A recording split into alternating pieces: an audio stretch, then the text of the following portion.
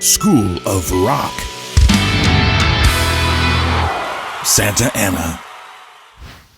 My name is Greg LeGette. I am a film composer, musician, instrumentalist, anything I can get my hands on, really.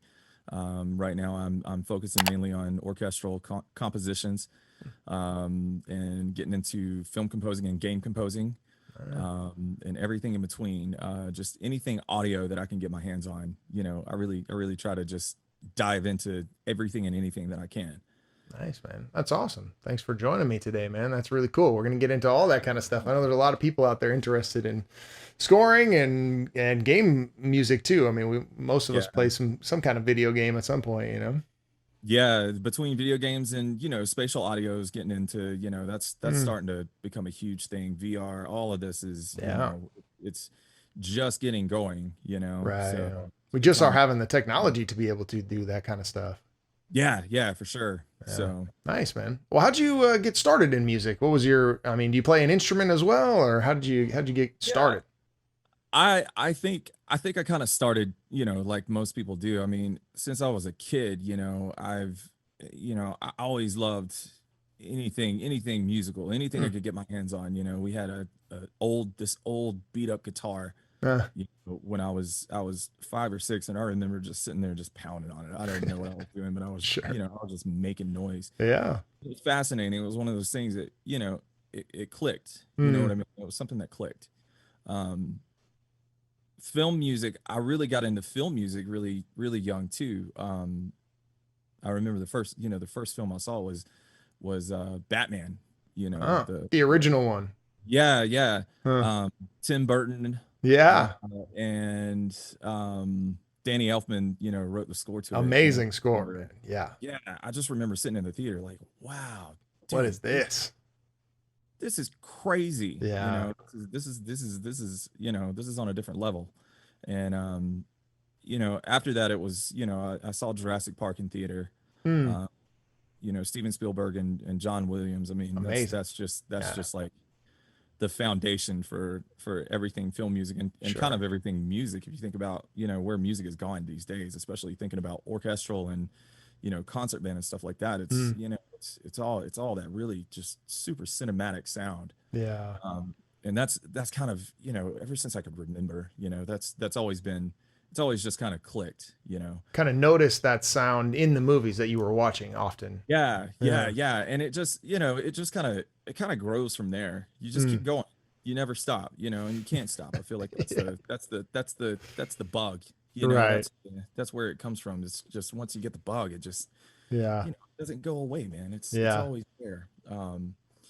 So that was my super young childhood, up Mm. until I was, in middle school. And then the only thing that I was able to get my hands on, I knew I always wanted to be in band. I always wanted to play music. Okay. Wanted to be either a drummer, or a saxophone player or something like that. Oh yeah. But my uncle played trombone in high school. Oh, okay. I think he just happened to come across a trombone. So Uh, there was a trombone laying you around. had So one. Yeah. what I got stuck with. Sure. Yeah. Um, Turned out to be a really cool thing. I got really good at it, Mm. you know, in middle school and high school. I Yeah. did the state thing, Oh, cool. played all over the place, in Georgia. Okay. That's where you're from, Georgia? Yeah, yeah, and that's where I'm at Okay. now is just outside of Atlanta. Okay. Um, so played trombone, got really good at it. Right out of high school, man, I knew that, I was gonna play music. I didn't care Okay. how. I was gonna do it. Like Yeah. I Had to. everybody said no, have a backup plan, have this, Right. have that. Sure. I said, all right, I'm gonna figure it out, dude. Yeah. I'm just going to do it. Got to do this. Yeah, and uh I, honestly, I don't remember how I got from wanting to be a musician to Navy to Mm. military, Yeah. but somehow it connected, Huh. You must at have some seen a point when I recruiter was at some point. How did you hear about the Navy band? I think I went into a recruiter's office, Okay. and I knew that military music in general was a thing. Existed. I just Yeah. didn't know a lot about it. They don't, Sure. yeah, Don't really yeah, advertise a lot. Yeah. right. You have to be like around, a Right. base or something like that to know, Sure. hey, military bands exist. Right. But somehow, one thing led to another, point A to point B. Hmm. And, I auditioned to be, in the Navy band. I went to Jacksonville, the Okay. naval station down in Jacksonville, Yeah. and auditioned there, passed the audition. Hmm. I still, I kind of, felt like I, really messed up and Hmm. I was going to be, you know, bound for something else. Hmm. But I made it, Yeah. uh, did a summer, my senior summer or whatever, and then shipped off to boot camp, man. Oh man, right out of high school. Right out of high school, dude. Yeah. All right. I was 19, Okay. when I went to boot camp. Yeah. So, made it through boot camp, survived. Everything was good. Yeah. We were good. Um, then it was, it was a typical, I guess, Navy musician thing, which is, most people don't really know what the everyday life is. It's kind of getting Sure. more out there now, I feel like. Yeah. But you're serving the country Right. and you're playing music. Yeah. Why are you doing it? Pretty You can cool. beat that. You're getting a paycheck while you're Yeah. playing music. It's all Playing right, music man. with awesome people. Yeah. With incredible musicians, other musicians that are just phenomenal. Yeah, man. So, 8 years of that, Chicago, I meet this guy, Chris Kopp, it was awesome times. So, Yeah, that was a lot of fun. after 8 years, 2013, I got out of the military. Okay.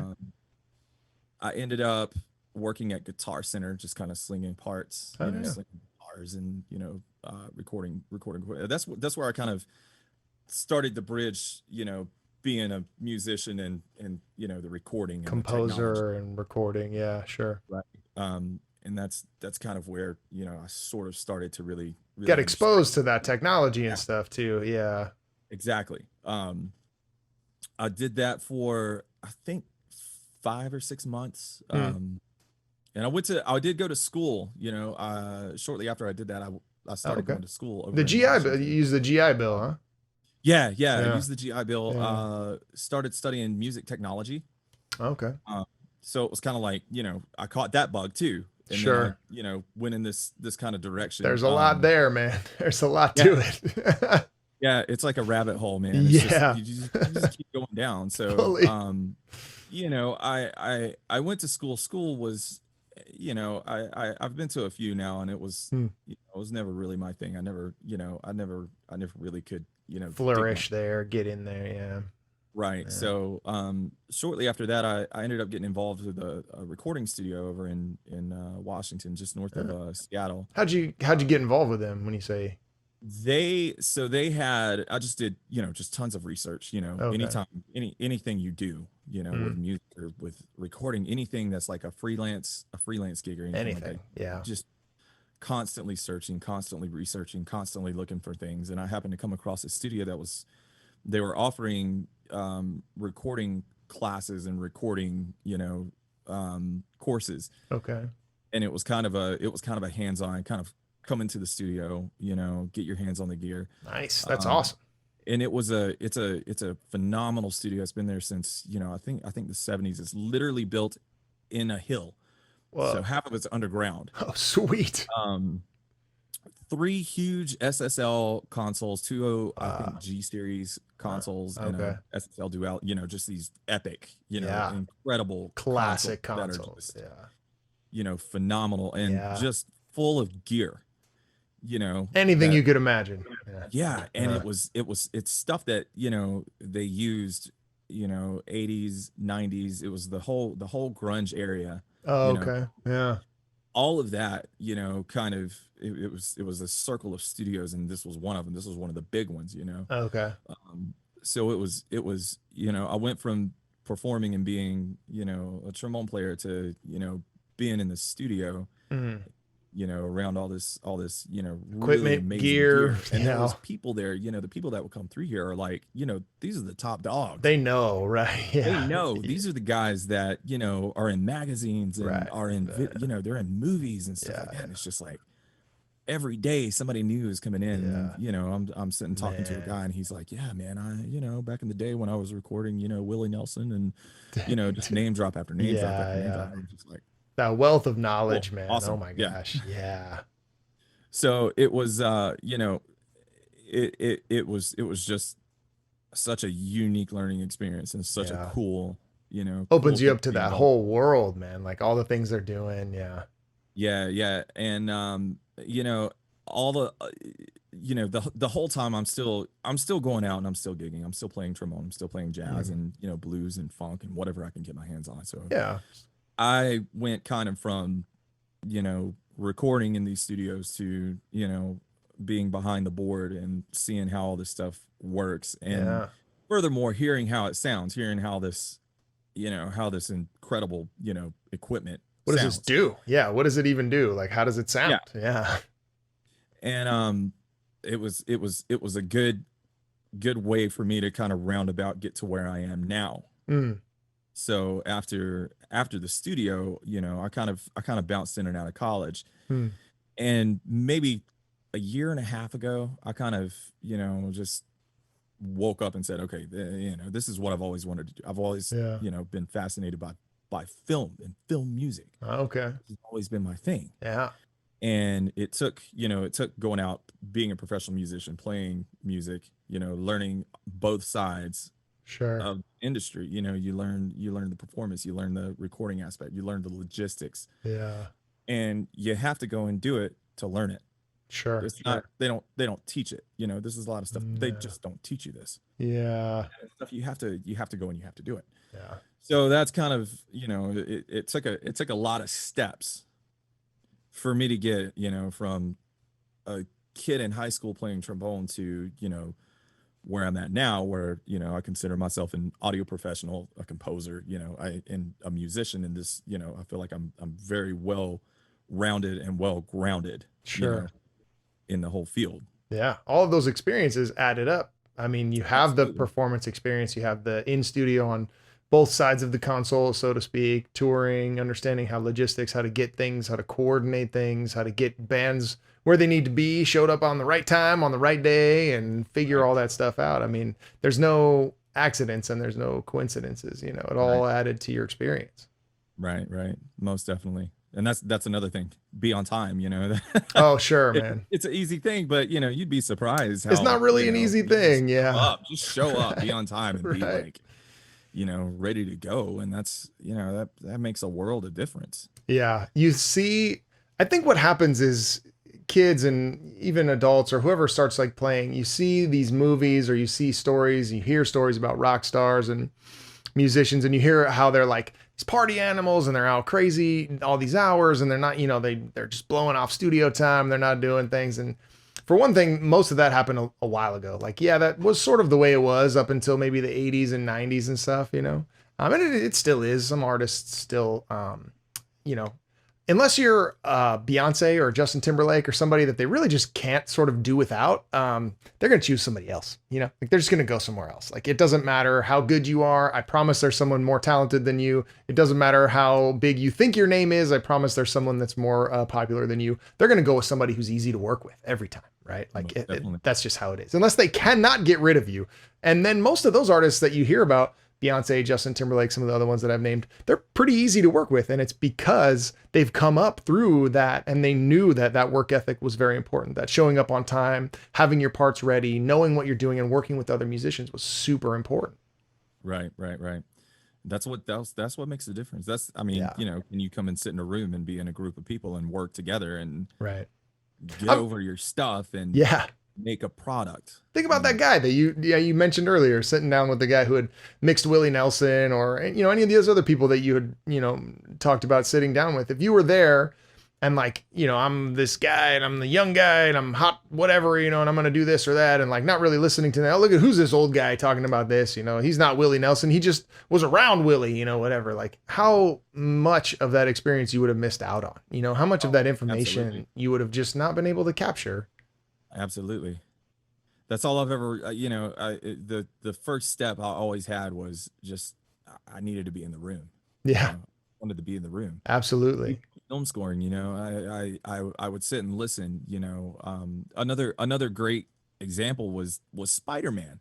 Mm, Spider-Man. It's another Danny Elfman score. And I just remember I would sit and listen, at night before I go to bed, and I'd pop my headphones on, and Uh, I still had a Discman. I was listening to the oh CD.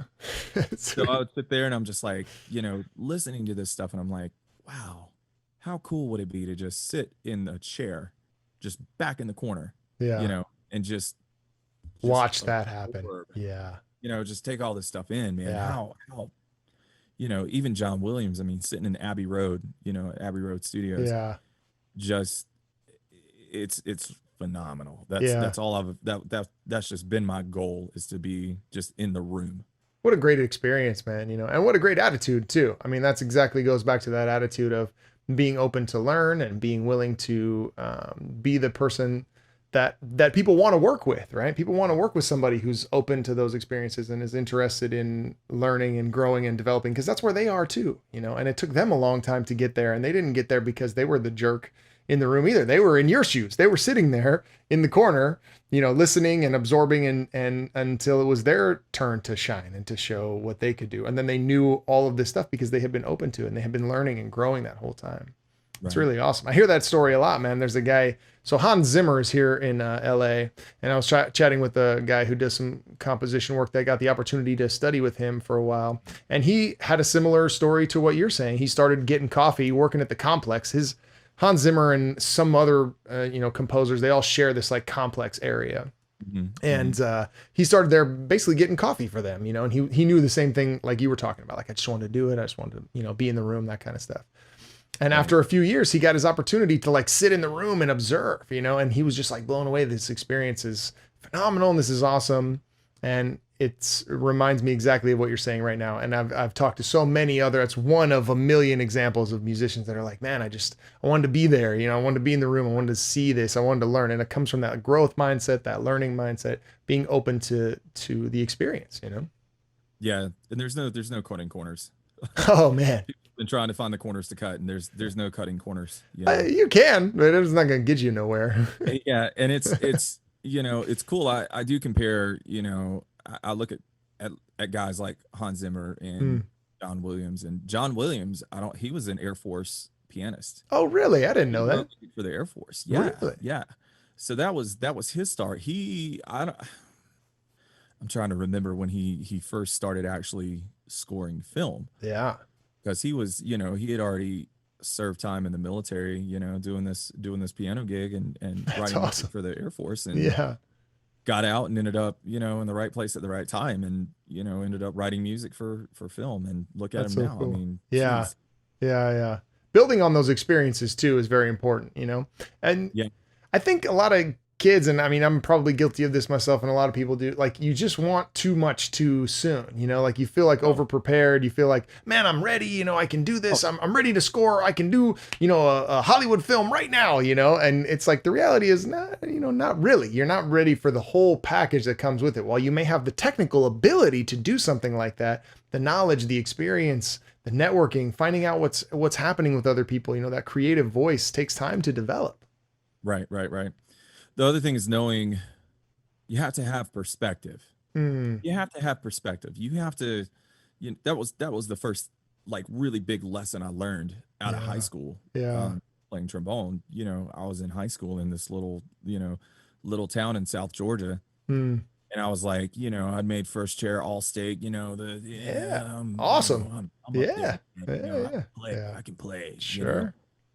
And I get to my first band, which was in, it was also in Seattle. It was it was across the water. It was in Bremerton, just outside of Bremerton. Yeah. And there was this guy, this trombone player that he was a monster. He was a beast. Yeah. And I remember sitting in the very first rehearsal, very first, ensemble that I was in was a big band. Okay. And I was playing second chair, so I had this guy that he was on my left, and dude just picks up his horn and just unbelievable, unreal, just like trying to play, I couldn't do it, and I was like, it's amazing. Okay, I know I'm a young punk, but I get it. Okay, I got a long way to go. You know what I mean? You gotta have the ability to know what you don't know. Yeah.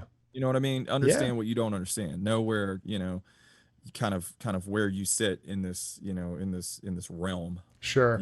Yeah. that we kind of live in. Yeah. So you gotta know where that's at before you can even get anywhere. And not being comfortable either, you know, like you get to be the person, especially when you come from a place where you're really popular, or you've done really well, like in your town or in your city or even in your state or whatever, you know, you've done really well and you've done awesome things. That's awesome. And there's no reason to think less of that, but you also need to push forward and think, what's next? You know, so if I'm the biggest fish here, I'm not the biggest fish in the world, you know, like, so what's next? Who can I learn from? Where can I go? Like, that's the mentality. Where we get in trouble is when we're stuck in that, like, then we get this fixed mindset that like, I'm the best and this is it. And then we don't take in new information because we don't want that conflicting information, right? I don't want anything to prove me wrong, that I'm not who I think I am. And that's when we can get stuck in that place, you know? Absolutely. Complacency, man. It's complacency. Yeah. It's just Yeah. easy to get roped up. And it's, some people are okay with it, I guess. Yeah. I mean, if it works, then it works. It's okay. Yeah, I know plenty of guys that are still in my hometown doing very well, and they play all the local gigs, and they play at every local bar, and they're the band. They're the band or the guy, or, you know, if somebody's having a wedding, that's who they call, you know, and it's like, I mean, that's cool, man. Like, if that's your gig, I'm certainly not down on that, you know, like, that's your thing, man, you know, but I always, and it sounds, you know, yourself, and I hear often, you know, like, you just sort of want more, you know? Right. And I think that's kind of helped me. It's both a benefit and kind of a, it's kind of a drag, because you're just constantly like, I can't. Yeah. And I think that maybe that's the thing with any creative, I guess. You're always, what can I do next? Where's the next, what's the next step? What's the next plateau? How do I get from here to here? Okay. And, even when you get there and it's like awesome, and it's like, you could just be happy. Yeah. But you have to keep going. Like, there's something beyond else, that next hill. something else here. Right. Yeah. So it's the blessing and it's the curse, man. That's, I'm telling you. Yeah. You get to learn all the time. I mean, you always get to learn something new, and you get to research and find out new stuff, you know, but there's always this thing in the back of your head where you're like, I have to find out what's next. I have to go. Yeah. So I know, man. That's cool. Nice, man. Well, I appreciate a little background. That's nice. Set the stage a little bit for what you're doing now. So then after you had been there at that studio for a while, but now you're back in Georgia, you said. So how did you make the transition then from Washington then back here to Georgia? That was probably kids. That's probably 100% kids. Okay. My wife is from Michigan. We had a little bit of a detour through Michigan. Okay.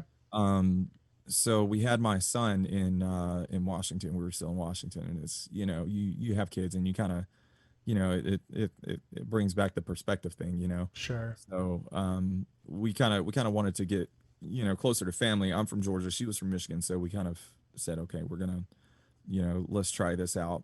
And we moved there. Okay. Stayed there for about 3 years, and that was another one of those things. I wouldn't be where I'm at now had I not gone through Michigan. Okay. And that was where I kind of, the switch flipped, and it was like, okay, this is the gig. This is what we're going to do. Yeah. And it came down to, do we want to move to LA? Do we want to move, to Georgia? New York? Do we want to move closer? Yeah. Right. Where, what's the plan here? What's the best? Because at that point, after you've, the military, you travel, you're used to traveling, you're used to packing your stuff up, Yeah. So it's no big deal to just grab a Penske truck and pack your whole house up and, gone the next day, like, just disappear.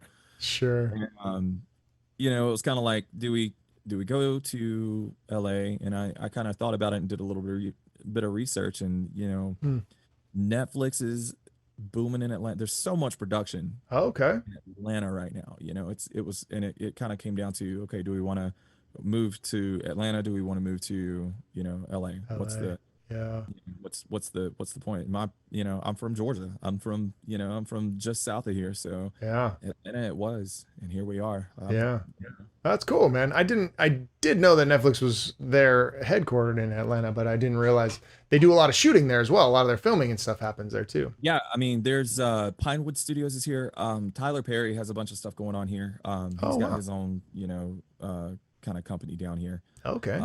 And there's a lot of others that are kind of springing off of that. Music Yeah. hasn't quite caught up with that yet. So It will. Anytime that those kind of creative hubs and things start getting popular, and because creatives want to be around other people that are creating things generally. Yeah. very true. And LA is the opposite. I mean, most of the creatives are leaving. It happens. It happens all the time, and San Francisco is a perfect example. You know, like it was this haven for music and culture and all this stuff in the 60s and 70s. And then, you know, people without those things, like tech people and people that wanted to be around music and culture, started moving there. And then they priced all of the creatives and all the like people that were creating that culture out, and then they couldn't live there anymore. And that's sort of happening systematically in different places wherever creatives go, because and I include myself humbly in that group, creative people make a better environment for everyone around them. They have music, they have culture, they have pottery and dance and painting and art and all the things that make life worth living, right? Like we need doctors and lawyers, and we need, you know, whatever, these people to have life to function. But in order to make worth living, you need creatives, right? You need that kind of stuff. So then there's all these creative people there, and they're like, oh, this is awesome. This is our place. And then all those other folks with money come in, and they're like, they just sort of, then we can't afford to live there anymore. And it's like, okay, well, where am I going to go next? You know, I got to go find another group of creatives. And there are a couple. Atlanta's pretty good. There's, you know, a few places around the States. Boise has been getting some good,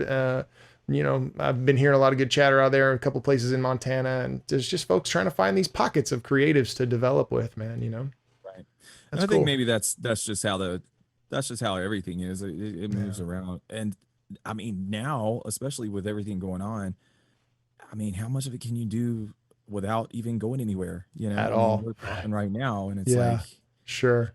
you really can be anywhere. You know what I mean? I mean, there's for me, there's still, you know, I'm still kind of an old school guy, you know. I still, nothing's gonna trump having musicians in a room together. Nothing's gonna top that. Nothing's gonna be better than, you know, physically getting together in a room. But you know, this is kind of, I feel like the new norm now. So and it can just, you know, you just make it work. You got to make it work. I mean, it has to be the best with whatever your situation is. But we as human beings need each other. And this, like, as great as it is to have this technology, is not the same. It's not the same as being in the room with somebody and just having that experience where you're sharing some kind of vibe that it can't really exist across a digital medium, man. It's strange because it feels similar, but the result is not the same. It doesn't in your heart, it doesn't feel the same, you know? Right. I kind of fear for that too. I fear that we're gonna get desensitized. Yeah. Maybe. You know, Maybe we.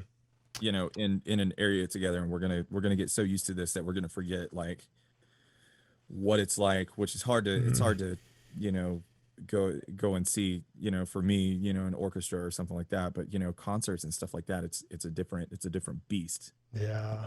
I don't know. Hearing that.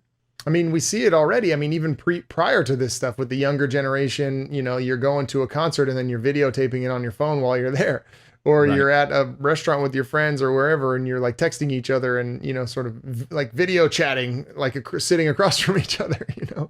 Right. We are already on that path a little bit, you know? And I kind of, you know, going back to, you know, working in a studio and being around all this kind of old school gear and knowing how it works and how it sounds, really. I mean, it's just, nothing inside a computer can ever top no way that sound. I mean, it's you can buy, you know, all the plugins and you know, crazy software that you can. And that's all right. But it comes close. You have to experience to really know that. Yeah. Well, it's the same as the Zoom versus the live thing, right? I mean, there's something to processing. I mean, because what are we talking about? I mean, we're talking about electricity, right? I mean, we're talking about vibrations of things going through electrical signals, right? So when you're processing an electrical signal all inside one box and using things to process it in a digital way, you're not really generating an electrical signal. Like there's no real alteration of that signal happening. It's just being processed in the box. With analog gear, you have an actual electrical signal flowing through these different instruments, imprinting their sound, you know, their take on what that electrical impulse should be. It takes it in at one thing, it processes it, and then it outputs it in a completely different way that's been really actually physically affected. Right, right, right. And that's why, I mean, that's why these studios are still around. That's why people still go to them, because Yeah. you know, you could have two identical consoles, but if you have, one that's been sitting in this area for, a decade, it's gonna have little quirks about it. It's gonna have different things and different, these different characteristics. And Yeah. it's stuff that you can't buy a plug-in for that. You can't buy anything to replace You that. You can't. can't, it can't be replicated. No. So, but you don't know that if you aren't in the room. Like, if you don't get the Yeah. opportunity to sit and listen to it, you're not gonna even know. And it's, it's such a cool thing to hear that. Yeah. And a little sad, like going back to what you said, that we're kind of losing that because at some point, maybe we're not ever going to be exposed to that kind of stuff. Maybe we're not going to have the opportunity to sit. I mean, we can't all go sit in these studios. We can't all go do that. And even now it's being closed down even more. That opportunity is disappearing even more. So, man, how sad would it be to lose that knowledge? That knowledge that this is real, that there's really something to analog. It's not just a debate on YouTube, like analog versus digital. Like it's a real thing, It's real. I feel that, and it's the same way. I get really passionate when I talk about, like, definitely analog and, versus, digital, but Yeah. also, like, I talk about VSTs, these virtual instruments Oh, that we have. sure. Yeah. And it's getting easier and easier to kind of just sit down and, you basically have a huge string section at your fingertips. Absolutely. Yeah. You know what I mean? But what are these samples? First of all, everybody has the same ones. Yeah. I Right. mean, everybody's got the same ones. Yeah. So they sound the same. They're going to sound the same. Of course. But it's you have to think about what's going on in between, in between each note, in between each thing. There's nothing can beat, a guy that has sat and practiced playing violin for decades and decades. And you get people, together, and these it just clicks, you know what I mean? Yeah. And they put so much detail and so much attention into every nuance and every little thing that they play. Yeah. Every little space between every note. Yeah. It's the fullest of it. That's like it's practically life and death. Yeah. You know what I mean? Right. That's how it feels. Yeah. So that's I get super, super passionate. Not to mention, I feel like there's something to be said about, again, it comes back to being in a room. When you have all these instruments in a room together, they play at the same time. Sure. Everything reacts to each other. Absolutely. And I'm talking about the physical waves, Vibrations. going through Absolutely. the air. Yeah, absolutely.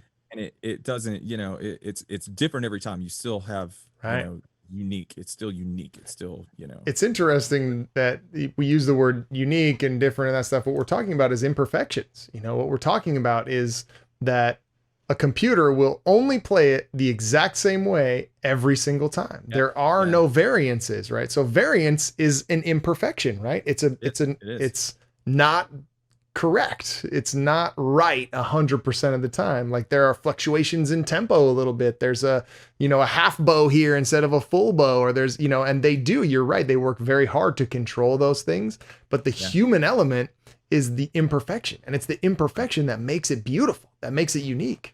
Absolutely. And it's I compare everything to Jurassic Park.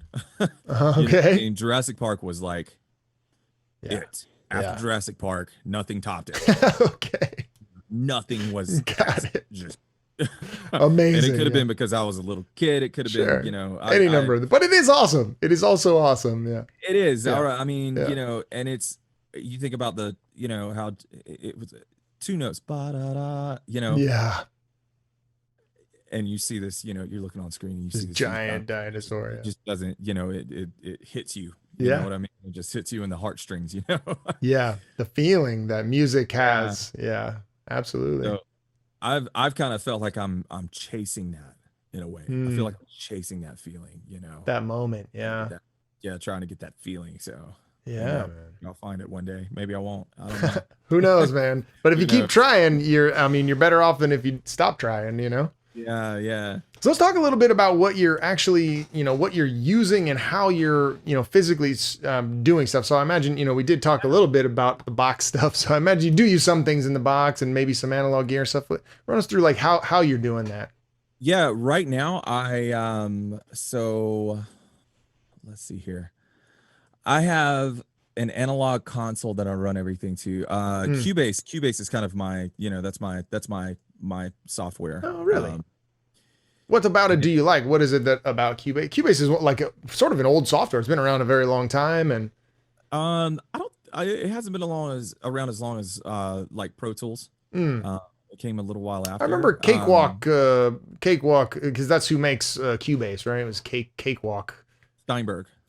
I don't know. Steinberg. Is Steinberg Cakewalk? I don't know. You know what? I'm gonna have to check that out. I actually have no idea, man. I'll have to look at it. Yeah. Yeah, Cubase You know, is Steinberg. and You're and right. kind of my personal opinion. I mean, Yeah, find one. you If like. I Yeah, was talking to somebody that's trying to get into recording or whatever, find one that clicks with you. I sure. think that these days, I mean, there's a little bit of differences, Yeah, but I feel like writing, as far as writing, you write MIDI, and I think Cubase just kind of clicks. It works for me. You yeah. know, Whatever your it's workflow is, whatever gets you creative the fastest, whatever you can boot up and just start, expressing yourself, basically. exactly, and that's I've always felt like if I get something and I can't figure it out within like if I have to spend a whole day or 2 days Yeah. just trying to get the thing running and making Right. sound from it, then Yeah. What's that I'm about? it Yeah. might not be for me. Sure. So Absolutely. I'm kind of a gear nut, but kind of not. You know what I mean? Not a frustration nut, anyway. Yeah, Like, yeah, for sure. So I'll tell you what I can do. I can share the screen right here with you. okay. Yeah. Sure. That'd be great. I've got. You'll have to let me. It won't let Yep. me Sorry share. about that. There you go. This is kind of what the world that I live in, I guess. Um, so let's see. So it's kind of a simple cue. So this is a kind of an underscore.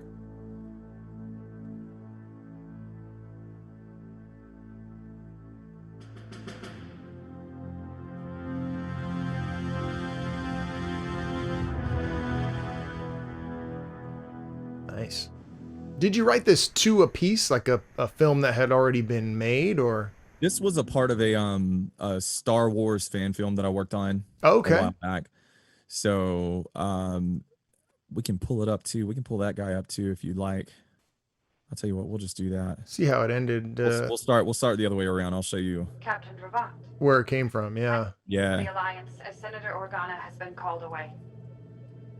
Your mission has just become far more dangerous. Our Oh, spies yeah. have informed us of a super weapon being built by the Empire, which explains why planets such as Jeddah are being stripped of their kyber crystals. This Imperial spy that you're tracking may be retrieving this crystal for his own agenda. Collect any data you can on this blood crystal and report back immediately.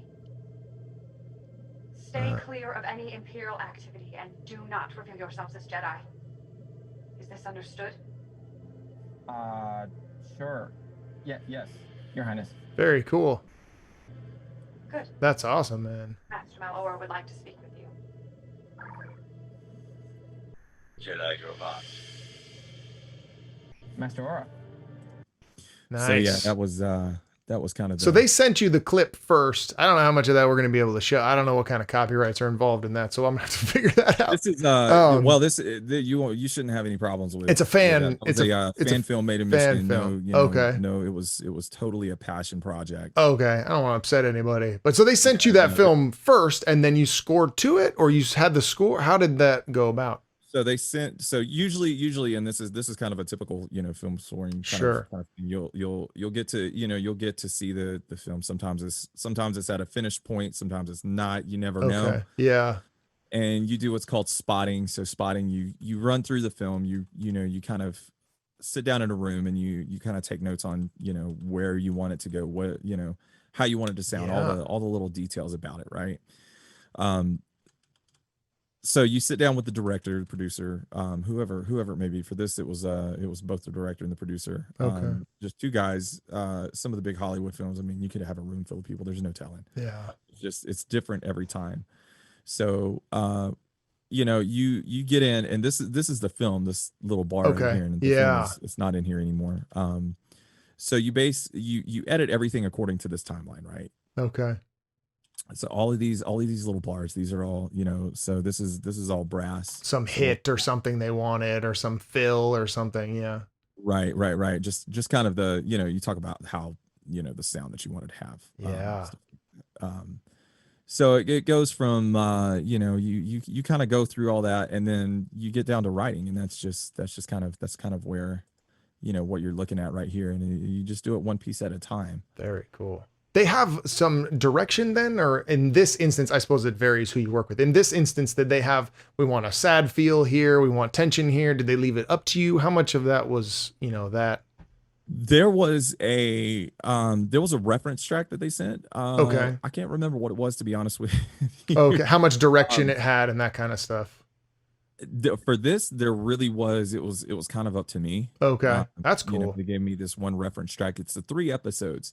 So there's 3, one of them's 15, one of them's 20 minutes, so Okay. it's 3 different episodes split up.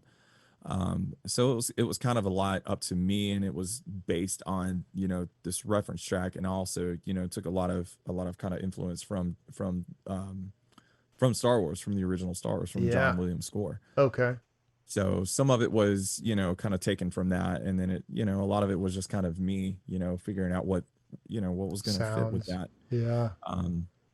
I know Hans Zimmer has everybody's got they've got their kind of different ways of going about it. So Gotcha. And so so obviously in Cubase, then you can put the video track just goes on, and then it plays the video in like a little box or something. right. So you've got, here, let me come back.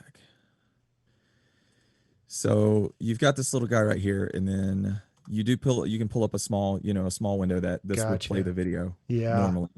And it And it's plays got the, along. you've got Okay. the time and all that stuff right here at Yeah. the top. So you kind of sync it to that. Very cool. Gotcha. So you just import the video in there, and then you play it in kind of a second screen as it Yeah. goes along, and it'll play the audio underneath. Yeah, and I've got a 2 monitors, 2 displays Yeah, right now. I used sure. to have 3. Okay. So I used to have kind of a surround thing, and I'd have one that has, that's constantly got the film on it, one that's got, my timeline, which is what you're seeing right here. Gotcha. And then another one that I could pull up the all my different instruments and stuff like that. And this Yeah. So you'd kind of be looking at, something, this is native instrument, so this is kind of the Oh, nice. the gist of what, VST instrument. And this is Yeah. tubas, so this is the tuba. Okay. I was just going to ask too. Yeah. Where did you get all these sort of samples, and who do you like to use, and some, for your instruments and stuff? As far as samples go, I've got, oh man, what all do I have? Hollywood brass. So I've got a few Cine samples, a lot of native instruments. Okay. I've also got East West. East West has a pretty cool library that's got a lot of detail. The strings sound really great with East Okay. West. And all of them react kind of differently. Yeah. So they all have kind of a different sound. So you have to kind of manipulate them and combine different Find what you ones. like. Sure. Yeah. Yeah, to get kind of different sounds to get it to fit the way you want it to fit. Gotcha. So just pretty much downloading a bunch or sampling a bunch until you find the ones you like, and then using those. Right. And kind of for me, it's been, when you start, some of these things are really expensive. And I mean, Yeah. you think about the work that goes into Sure. a sample library. I mean, there's a ton of work that goes into it. You have Yeah. to record every single Instrument, little every detail. part of it, yeah, right. Yeah, but the fallback is just, like what we were talking about before. It's just, it's a B flat is a B flat is a B flat. Sure. You don't have, what's going in between, B flat Yeah. to C or D or whatever. Right. So, but they record each little thing, and then they record it at different dynamics. They record it at different volumes. They record it, brassy, mellow, however the actual Okay. instrument's gonna be laid out. Okay. For this one, And then you know, it samples that, like, so when, and then you're playing it on, I'm assuming, some sort of MIDI input or some sort of keyboard. And then as you play harder, and I can try to show it to you if I can get it pulled out here. Hold on. I might have to move the camera. are you using the native instruments there, the complete control, or? Yeah. Yeah. So Yeah, this that is one's kind of great. Very what it cool. looks like. So, and it's cool, you know, it's some of them have different, you know, what's called key switches. So Okay. you'll hit a certain note on the keyboard and it changes, you know, What a it's little bit doing from, or the mode or something. Yeah. you can change it from like legato to, you know, staccato, or you know, Okay. however, if it's a string, you can go from Yeah. spizzicato to pizzicato to, you know, all the catos. All the dynamics and sure. Yeah. All the different in-betweens. Yeah. Gotcha. Yeah. So, and it's, they all have, you know, they usually have key switches that kind of control what you know, what you want it to do. Yeah. Now, recently, what I've been doing is so this is, you know, the MIDI data. Okay. Yeah. You know, this is just a piano roll and it's showing, you know, so the key switch is right here. You got your notes right here. So this is the instrument playing. I think this is we might still be on It's trombone. like I'm not sure. a glockenspiel, I think it said. Yeah, sounds right. Wow. Yeah. So you're playing, these are the notes that are playing, right? Okay. So let's see where it goes. Yeah. So a project that I've been working on recently is just an orchestral piece that I wrote. You know, it's Okay. and I take this information, save it onto my desktop, save it onto the computer, and it's really easy to go from this into a notation software, so you can go and actually writes out the write score. it out, Yeah. right, and put it in front of musicians, That- which I think is a, you know, that's a Amazing. super important step. Yeah. I was just going to ask too, like how much reading is involved in what you do, you know, like if you had gotten scores and then had to translate them, or usually I guess what it sounds like is it's the opposite way. You write out the piece here and then translate it into some software that will put it in front of musicians. So you kind of compose it here first and then it goes into sheet music and then someone else would read it for a performance. Yeah, kind of. I mean, it just depends really, and it's you know, it's all a learning process. You know, Sure, it yeah. it just depends on, you know, what you're The feeling. project. Yeah, sure. You know, I recently it's been obviously kind of tough to get, you know, get any Musicians. kind of film projects. You know, Yeah, everything sure. is, you know, shut down. So Yeah. I'm the kind of guy, if I'm, you know, I just need to be writing. You know, I just need to be making something. Yeah. That's super important. You know, if you can't find somebody that, you know, that's going to want to work with you or something like that for whatever reason, Sure. there's nothing to say you can't just sit and write. So Yeah. So I guess that brings up, do you just go like score to like YouTube clips or something? Like how do you practice doing that, you know? Just like, there are, yeah. I mean, there's a lot of resources out there that you can use. Okay. So you can always find stuff on YouTube. You can do rescores of all kinds of stuff. I know Okay. there's always scoring competitions. There's Okay. always stuff going on. And I you know, the way I've been working, it's just, you know, I just kind of like to sit and just, you know, make my own story really. Okay. So I haven't had any films, so I've just been, you know, writing music. There's a piece that I just finished, a full orchestra, you know, arrangement, that I just kind of, I had this idea of, you know, what would it be like to go rafting through a cave or Oh, canoeing okay. in a cave. Yeah. So it kind of tells its own story, you know, through the music. And that's, I feel like that's kind of a, you know, the foundation of writing film, writing, you know, any kind Anything. of music, anything, really, Sure. just a story. It's Story. all just a Yeah. story. It should be. Yeah. It's not always, but it should be tell the listener something. Yeah, it should be a story, and it should have a, you know, you know, you should be able to feel something, you know, going Yeah. through it. I like the idea of kind of making your own story, you know, and I've Yeah. always kind of had the idea, if you can't get it, if you can't find it, if you can't afford it, whatever, make it, man. Just make it. Absolutely. Students that all the time, dude. I just, you know, yeah, find other people that you can work with. You always got to have people to work with, but Sure.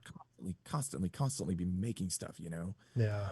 constantly creating, you know, Yeah. and it's just, you know, kind of a foundational thing, I guess.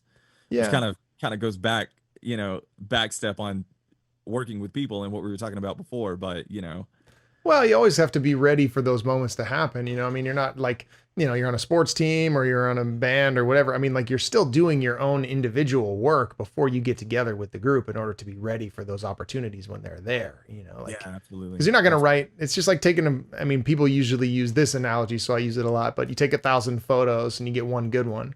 But it's the same for music and it's the same for songs too. You'll write 1,000 songs, 1,000 scores. You just keep doing that. And eventually one or two will be good or worth, pursuing to a higher degree, Right. And I mean, any of the, I guess, great composers, they learned music. They were writing music and doing, I mean, Danny Elfman was, I always forget the name of the band that he was in. TV Killed the Radio Star, or is that it was an older song. I think that's a song. Yeah, it's a song. Danny Elfman was Oingo Boingo. I mean, these guys are they were doing stuff before, and then he got Danny Elfman got kind of connected with Tim Burton, and it just kind of went from there. So that's where I sort of met him. Sound, you have to have like a signature sound. You have to, I feel like if I go out and somebody says, "Hey, that sounds like Greg wrote that," right? Then I've kind of done my job, regardless of the format or whatever. Yeah. And you have a penchant too for certain things. I mean, I'm not sure that Danny Elfman set out to develop his sound. I think that's what he heard. I think that's the way that he composed music. I think it sort of happens in reverse, like this is what I like to hear. This is who I am as a person. This is the type of music that I write. And then you find people that connect with that. And then eventually it just becomes ubiquitous. Like, oh yeah, that's Danny Elfman's sound. That's John Williams' sound. I think even John Williams, who's done a wide variety of stuff. I mean, like he's certainly not done the same film every time.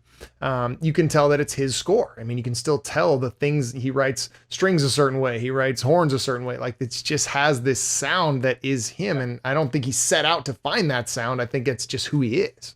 Yeah. Yeah, absolutely. Yeah. Can we hear your rafting piece a little bit? Do you have it there, man? Yeah. You hear a little 10 seconds, 20 seconds of it, whatever. I don't know. You don't have to play the whole thing for us, but let me see if I can pull it up here really quick. Yeah. I'd be interested to hear that. We'll use it for the little intro on the thing, man. Yeah. You can introduce yourself over your own film score. I haven't quote unquote released it yet. Oh, okay. I won't steal it, I promise. We're still kind of working on I just ended up working with a guy actually in LA. He's a Navy veteran too, that kind of helping me out with some stuff, with some of the more logistic stuff, I guess. Sure. There's a lot of parts to releasing music. That's the other thing that's interesting that I really like about School of Rock and our School of Rock, and a lot of them introduce students to various facets of the music industry, and not just, performance is not the only thing you can do. And that's why, we're here with you. I have sound engineers coming on the program. I have, somebody actually that came on and talked about military music and Navy bands. And, performance is, it's all, I love performing. It's a sort of a small part of the industry when you think about the lighting guys, the sound guys, the logistics guys. I mean, like all of that is actually probably a larger portion of the, of the genre of the, I don't know, of the business is not performance, Yeah. Music business, and it makes me crazy, but but there's a lot there. This doesn't click with me. No, but it does for some people. I mean, something else that I think in our phone conversation before, sound design. Foley, all of this stuff. Yeah. It's all, it's all in the same, it's all music. It's in the same world, Foley is cool too, man. I mean, that stuff, man, making sound effects and stuff, like super dope, man. Just look up, look up some of the sound effects from Star Wars. Oh yeah. Or anything, videos and stuff like that. I love watching them make the sounds, the video, because often now they videotape themselves making the sounds. You're like, oh man. And then you hear it and then you can't unhear it. And then you're watching the movie and you're like, oh, that's a guy stepping on a melon in a high heel shoe or whatever it is, like some sound, Yeah. They're recording a car driving down the road or something like that, which was part of, I think that was the TIE Fighters. Oh, Star Wars was a car drive. They hung a microphone out of the car window and put it down towards the tires while they were driving down the road. Yeah, that's how they got that sound. Yeah, have a signature sound for a TIE Fighter. It's just I like that. Foley is cool. Who knows what's gonna stick? So back to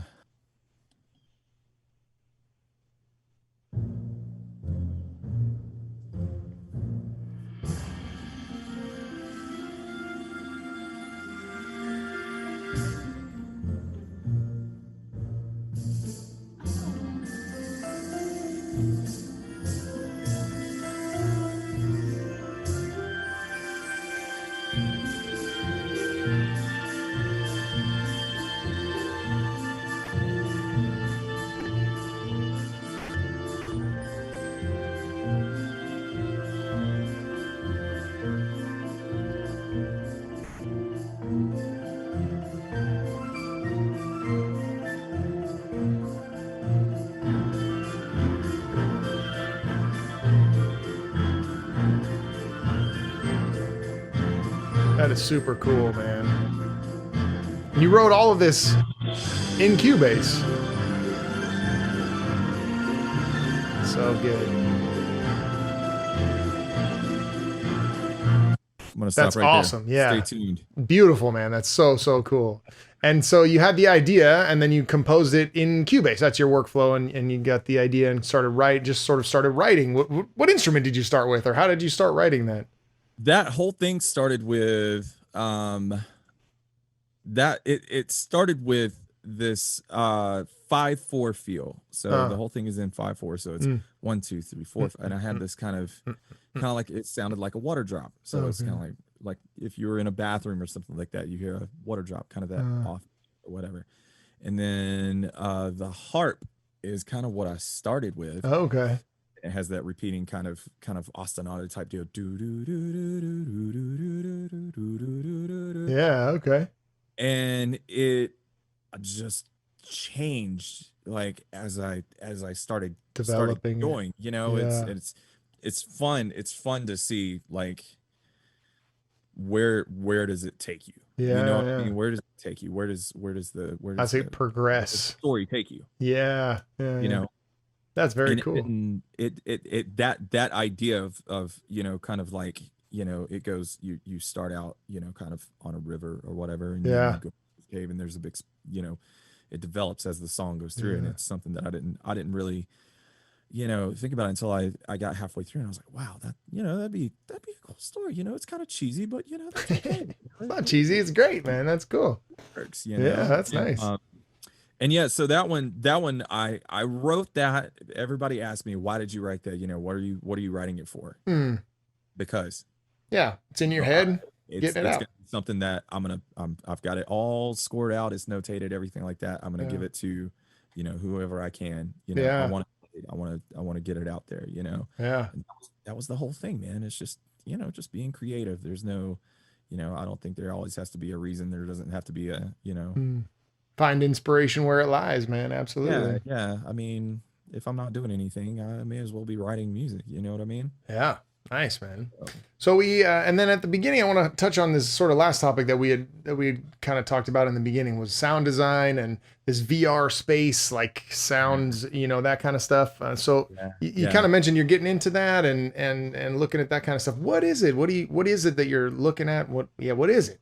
Spatial audio. So VR is something that I've just been fixated on.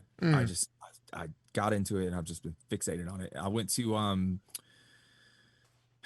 the audio conference. I forget what the actual, it was in New York 2 or 3 years ago. They had a couple of Dolby Atmos Oh yeah. theater set That's up, cool and stuff, if man. you know, Dolby Atmos is, you've got speakers above you, Yeah. you've got speakers in front of you, beside you, behind you, Yeah. underneath you, wherever they can put a speaker. Everywhere. Yeah. Surrounded by speakers. Yeah.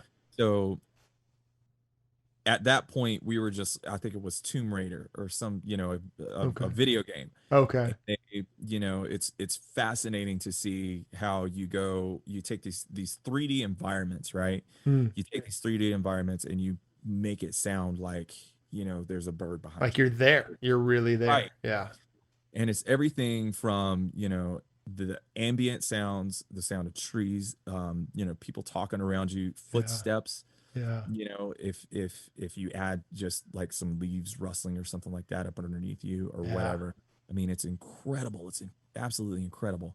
And, you know, spatial audio, when you have on a VR headset, right, and you're looking around and the audio, you know, changes, you know, depending on where you're looking. And it's just something I have just been absolutely fixated on it. And I've, you know, you have to have a certain degree of equipment. I mean, it does. Yeah. You know, It's a lot of horsepower, a lot of audio. Yeah.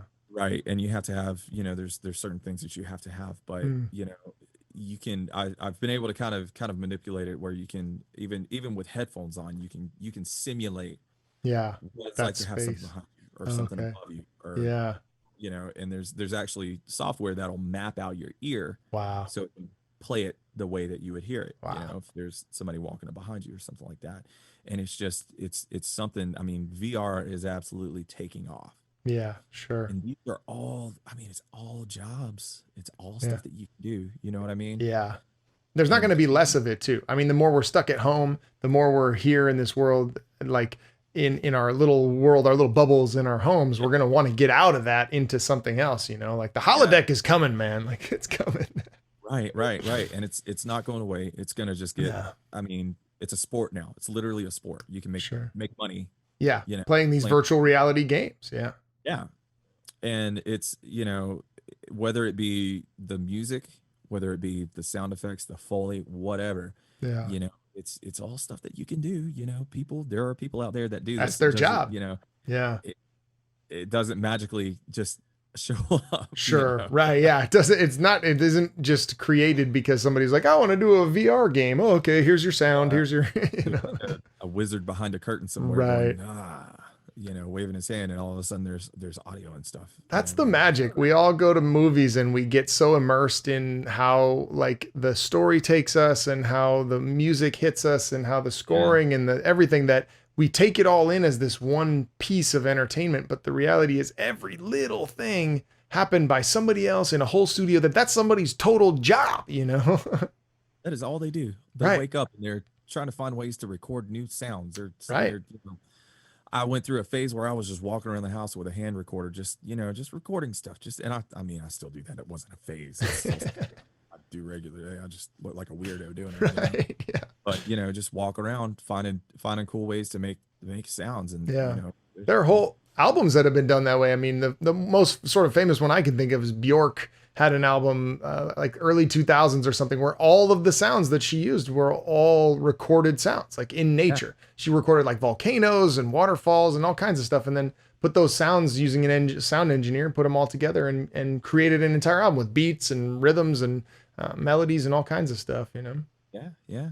It's possible. Yeah. You can do, there's a lot of stuff. Yeah, a lot you can do. Yeah. What? And a lot of it, there's a lot of stuff that you can just, you know, you really have to make it yourself. Sometimes you have to just forge these things yourself, and that's where the originality comes in. You just make something yourself. Yeah. That kind of becomes a new thing, you know. Yeah.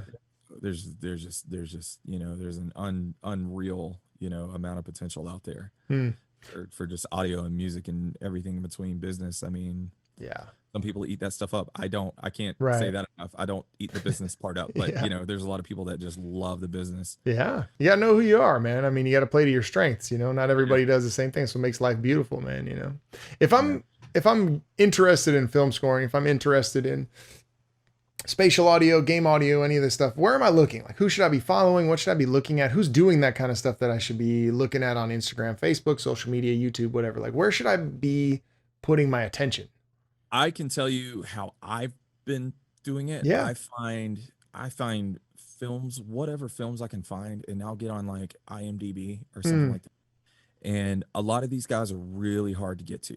A lot of them are really, you know, they're really tough to get through to. But some of the smaller stuff, you know, the indie games, the independent films, all of this stuff, they're all people, you know, you can find them. They all have Facebook. They all have, you know, like you said, Instagram, LinkedIn. If it's audio stuff that is, you know, not necessarily in the mainstream, you know, get on YouTube and just search it, you know, just search. Everything is out there. Everything is out there. The next thing that I would say is do it. Just do it. Find the software, get the software. The software is not, you know, that's a lot of the learning curve is getting the software and learning how to do it, you know. And where am I starting with software? Where am I starting? What should I be looking at for software and for that kind of stuff? Like a general in entry level plugins and software and stuff, you know? Most of the DAWs, the digital audio workstations, right? This is kind of where everything, when we talk about Cubase, we talk about Pro Tools. This is where, you know, this is where all this stuff comes in. There's really not an easy way to do it. You can get really easily roped into gear. Yeah. Buying. Yeah. I would say find most of these softwares have a beginner version. I think or free sometimes. Yeah, we were talking about, you know, just simple recording setups, you know, for like podcasts and stuff like that. Most interfaces come with some kind of software. Come with some kind of recording software. The best way to do it is to just grab it and do it. I mean, it's tough to figure out what you're gonna like without trying it, and you have to, Yeah. you know, it just like I said, you have to spend a little bit of money, but Yeah. You got to have get some sort of get whatever interface. you can to just get started and Yeah. start, you know, start messing around with it. You can Google everything. You can look up YouTube on everything. Sure. How to write music, how to sound design, how to, you know, make a synth sound like, you know, a woman, you know, Sure. screaming something, Sure. you know, Yeah. just weird stuff. Yeah. You know, ambient sounds, and how to make it all. You know, you have to just, there's a degree to just jump in and try. That's, I mean, Yeah. and again, this is how I did it. This is where, Right. you know, what I did. I just went out and Sure. you know, Yeah. got get my hands on. I like that a lot, man. Like, there's a difference between, I think we feel like we have access to all this information, like YouTube and Google and all this stuff, and it makes us feel like we've done it or we have this experience. But the reality is, there's no substitute for physically actually doing something. Yeah, yeah. And I mean, some people, you know, by all means, I'm not trying to not going to school or, you know, I'm not trying to put that down or Sure. anything. It just didn't work for me. Some people, you know, they get a lot from going to school and actually being in a learning environment. That Sure. You can find a school that, you know, has a program that kind of speaks to you and yeah, you know, give it a shot. That's Absolutely. experimentation is a lot of, you know, what you're going to do if you Yeah. have interest in doing anything in audio, anything in music, anything in Yeah. sound design. It's all experimentation. That's where the Yeah. originality comes from. It's Yeah. trying new things, and you Trying can't. it. Nothing's permanent. You know, you can always fix it. You can always change it. You can always, Right. you know, once you record it, you can, you know, you can change it to something else or just delete it. Sure. You know? Yeah. But you got to So start. you know, and a lot of, I mean, I think Reaper, Yeah. Reaper's a free software. Yeah. Mhm. free, totally Yeah. free. Get Right. your feet wet. You know, just grab it, see what happens, see what you can do. I mean, Yeah. you never know. Jump in there and do it, man. I like that a lot. I mean, I'm a big advocate for that as well. Find, you know, start where you are with what you got and see what you can do. And then if you like it, at least you can always upgrade, you know, but you got to start, you got to make stuff, you know, you can have all the equipment in the world, you know, and if you're sitting in the middle of that multi-million-dollar studio or something you're talking about, but you don't know how to use any of the gear, it's not doing you any good, you know, you No, got to do it. absolutely not. Absolutely not. So I would say, and I always say, learn how to make stuff with what you got. You know, Yeah. don't go in. And I kind of, I speak from experience. I kind of went down the rabbit hole and just bought a bunch of stuff. And You half do, of you part of do. it was because I just didn't know. I didn't Sure. know I was gonna Right. gig. You know, so it's easy to get, you know, to fall down that rabbit hole. Next thing you know, Yeah. you're broke living out of your car, but you gotta, you know, you got some cool recording gear. You know. You got this Neve console in a storage locker somewhere. Like, yeah. Right. Yeah, But man. you know, That's a big thing, man. Knowing where to start. And that's why I always ask, you know, where we can get started and how we can do these things. You know, at School of Rock Santa Ana, we offer recording classes, we offer engineering classes, we offer some songwriting classes, we offer film scoring stuff. And these are camps and workshops that you can do a short period of time where we can provide the gear and entry level kind of stuff in a way where you can access it and figure out if that's something that you want to do. Because a lot of people, that's a huge issue, is where to start. How do I even figure out if I'm going to like this? I don't want to invest $100,000 in all this stuff when I don't even know if I really am going to like it, you know? Right. You might not even be into it at all. You might be Right. into, I don't know, gardening or something. I don't Sure. know. Right. know. You never know. Yeah. Yeah, But man. yeah, I mean, that's to me, that's the best. You know, I would rather go and be around other people that have been out doing it and, you know, experience it firsthand than, you know, read it in a book or something like that. So Yeah, absolutely, man. 100% the agree. way to go. Yeah. If you want to make something real, yeah. Sweet, man. Yeah. That's what it's all about. Make it real. Yeah. Cool, man. Where can we Yeah. check you out if we want to see some of your scores and some of the stuff you've been working on? Is there a place like, you know, we'll put that up for you. And I've got a Facebook. I've got a website. Okay. You can get to my website, greglegette.com. Okay. Very easy. You can get to any of my social media from there. You can get to any of my videos from there. Everything is very, very, very easy to find. Awesome. Yeah, man. So yeah, I'm very easy to find. Cool. Yeah, we'd love to connect some folks with you that may have further questions or are interested in, you know, how you did it or have something else that they'd like to know. You know, if that's okay, we'll put your not contact information. We'll put your website up there and they Yeah, can get in definitely put the contact. website. I mean, Yeah. Facebook and LinkedIn. I mean, all the social Cool. media platforms are, you know, I mean, I'm super easy to get to. Sweet. So Awesome. there's also a spot on my website. You can just go and shoot me a message through there. Perfect. whatever floats your boat, you know.